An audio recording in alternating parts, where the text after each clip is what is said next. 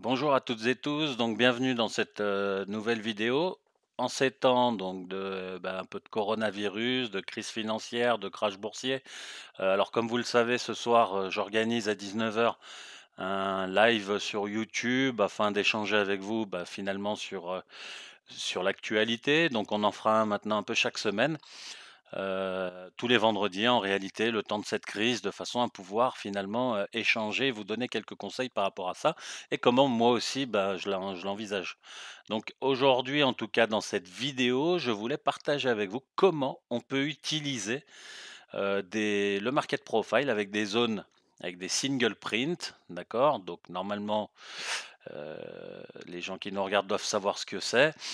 Heu, L'approche sera de pouvoir comprendre comment le marché, lui, hem, agit, réagit par rapport à ce genre de mouvement et à ce genre de zone. Ça peut donner naissance, en fait, à des trades, toujours très sympas.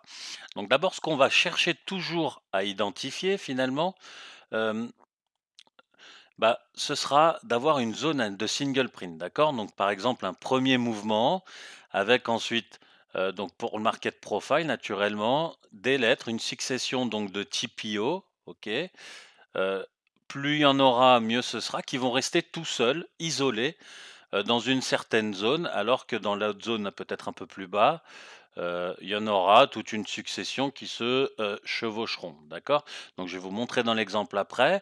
Ici, cette zone-là, vu qu'il n'y a pas d'autres lettres, devant le A, c'est cette zone-là, c'est ce qu'on va appeler des single print, OK? Et nous, on va chercher à comprendre, comment on peut agir, en fait, avec ça.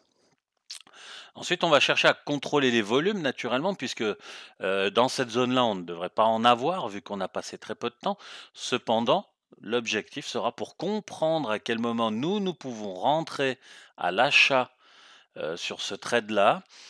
On va devoir se servir un peu des volumes finalement, essayer de voir s'il y a des gros acheteurs, des flux acheteurs qui arrivent. Notre objectif sera en fin de compte de comprendre que un marché ne laisse jamais une zone comme celle-ci tout seul dans la journée, c'est-à-dire que le marché aura tendance à revenir pour retester toute cette zone-là. D'accord? Et nous, l'objectif, ce sera de comprendre quand est-ce qu'on peut rentrer à l'achat, ici, là ou là, pour finalement venir chercher et rentrer en position pour ensuite prendre un achat avec du momentum, de l'impulsion pour venir chercher le plus haut actuel. Donc comment on procédera?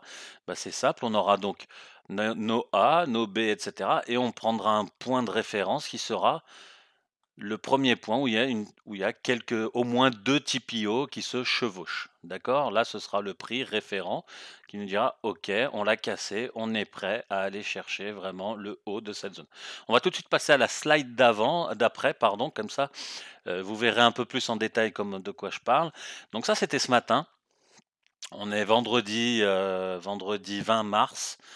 On s'aperçoit que le marché, tout de suite, tôt le matin, nous a créé une forte accélération en période C, donc c'est-à-dire de 9 h à 9 h 30, pour nous marquer un nouveau plus haut à 170, 19, OK? Et puis il nous laisse ici, comme je vous l'ai montré juste avant, 45 ticks avec des TPO en single, donc des single print, d'accord? Donc ça, c'est clair que le marché ne vous laissera jamais, jamais, quasiment, avec quasi-certitude, une zone comme celle-ci toute seule, sans venir au moins retester la zone du haut. D'accord? Alors je dis pas qu'il va aller plus haut, je dis pas qu'il va vraiment venir là, je dis simplement que il va venir dans cette zone-là. D'accord? Donc l'objectif pour vous, c'est d'essayer de comprendre quand on a le retracement ensuite, sur quel prix je vais pouvoir rentrer à l'achat pour ensuite venir chercher ce moment-là. Parce que c'est clair qu'on verra dans le slide d'après que ça peut mettre du temps, OK? Du coup, on peut se faire piéger. La preuve en est-il, c'est qu'après on a le D qui descend. Si vous, par exemple, vous cherchez à vous servir uniquement d'un Fibonacci, vous seriez rentré peut-être par là à l'achat, sur le retracement et vous voyez qu'il retrace carrément jusqu'ici. Ce qui représente quand même 65 ticks, donc avec un seul lot, 650 € de perte avec 2 300. Donc vraiment, le truc, c'est qu'il va falloir être patient, essayer de choper la bonne zone. D'accord? Donc la bonne zone en tout cas ce matin, c'était le retour sur le POC de la journée, par exemple, qui pouvait nous intéresser. OK. Et puis surtout, on va s'aider du market profile pour ensuite y arriver. Alors là, on repasse sur le même graphique, sauf qu'on a ensuite la montée qui me permet de pouvoir vous montrer comment je suis rentré sur ce trade. Donc on a le C qui s'est créé, le D, d'accord, qui va encore plus bas. Donc on voit que le D passe pas au-dessus puisque c'est normal, c'est la zone de single, OK. Ensuite, on a le E qui va toujours plus bas. On a le F qui va toujours plus bas. Et là, on a le D qui commence à pas aller plus bas que le F. Donc à ce moment-là, c'est clair, je ne sais pas. Donc pour moi, le référence, ça va être à partir du moment où le market profile, vous voyez, fait un plus haut au-dessus du TPO précédent. Donc là, on voit dans notre cas, par exemple, que c'est la période G qui passe ensuite à F, au-dessus de F. D'accord? Donc on voit que le haut du F, c'était 56. Donc c'était pour moi une référence. À partir du moment ensuite où on a F qui est cassé, on a E qui est cassé, puis D qui est cassé, c'est clair que c'est le signal vraiment fort, en tout cas d'un mouvement haussier. Donc c'est à ce moment-là, fallait rentrer en tout cas sur un petit pullback de la cassure qu'on verra plus facilement sur le graphe. Euh, Autre chose, donc là on voit que c'était la période c'est 9h, 9h30, 9h30, 10h, 10h, 10h30, 10h30, 11h. Donc c'est à peu près à 11h, 11h15, entre 11h et 11h30 en tout cas que la cassure s'est opérée. On voit en tout cas que si on rentre correctement, si on vient tout de suite dans la zone là-haut, OK, on a tout de suite, hein, je vais déplacer, la webcam, on voit tout de suite qu'en venant jusqu'ici, même si on n'avait pas la prétention de venir jusque tout en haut, mais disons à mi-chemin déjà, si on veut pas être trop gourmand, bah, on rentre à 56, on sort à 96, disons, c'est quand même 40 ticks de prix. D'accord? Donc ça, avec un lot, c'est 400 euros. Il vous suffit d'un compte à 3 000 euros. Même en ces temps de crise, les marges sont de 3 000 euros. OK? Avec de l'eau, c'est tout de suite 800 euros. Donc l'approche pour moi, c'est vraiment celle-ci. Ensuite, on va voir sur le graphique justement euh, la manière d'intervenir dessus. Donc j'ai retracé le 56 volontairement qui était en période B. Pardon, en période, je me rappelle plus, je crois F, pardon, oui. Donc, on voit que la période F, c'est 11h, d'accord? 11h30, c'est celle-ci, d'accord? Donc, je la symbolise ici volontairement pour être sûr. Donc, la période d'avant, on est là, ok? Avec le F, le haut du F. Et quand on casse, d'accord? Donc, il est 11h 25, 20. On a la cassure avec de la force, pullback dessus. D'accord? C'est là pour moi mon signal d'entrée pour ensuite combler les volumes dans toute la zone là-haut, les TPO, et ainsi revenir ici. Et puis là, j'ai toute ma zone de sortie.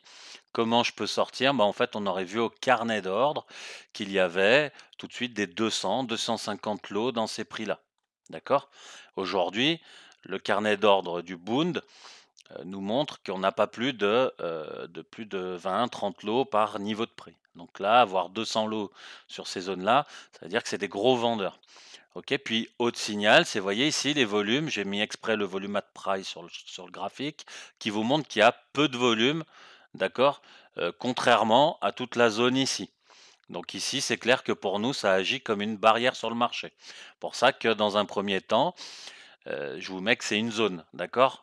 La première barrière, elle est ici. Donc je ne cherche pas à prendre des profits là, c'est clair. J'essaye de sortir avant la zone à faible volume qui correspondait à la zone de rejection ici. Et là, je sors de mon trade, etc. J'ai pris mes 40 ticks. Donc c'est des formidables occasions que vous ne pouvez plus rater, en tout cas à mon sens, et vous donne des belles opportunités. Euh, donc voilà. Après, le truc, le piège, c'est pas dès que vous voyez la cassure aussi du TPO précédent qu'il faut rentrer. Vous laissez le marché partir. Vous, votre entrée, par contre, elle est ici. Euh, Pourquoi? Bah regardez, voilà, là je vous ai décortiqué cette séquence-là, hein, c'est la même qu'avant. On a eu la cassure du 56, on a le pullback qui se refait, vous voyez. Si je mets juste les volumes uniquement de cette séquence-là, d'accord, on voit qu'ici il y a une création d'un point faible. D'accord, dans la cassure, qui est une zone de point faible. Donc mon objectif, c'est d'essayer de rentrer avant par ici. Et là, j'arrive à le prendre. Bah, ici, ensuite je prends mon profit. Donc les tipis les barrières, pardonnez-moi, les points faibles sont de formidables zones pour rentrer, en tout cas sur un pullback. On peut même s'apercevoir qu'au deuxième test, ça a encore très bien réagi pour prendre, heu, quand même une dizaine de ticks aussi. Donc voilà, donc c'est super intéressant de pouvoir bien négocier ce genre de séquence. Donc voilà, donc j'espère en tout cas, que cette, vidéo, bah, vous a plu et je vous dis à la prochaine. Ciao.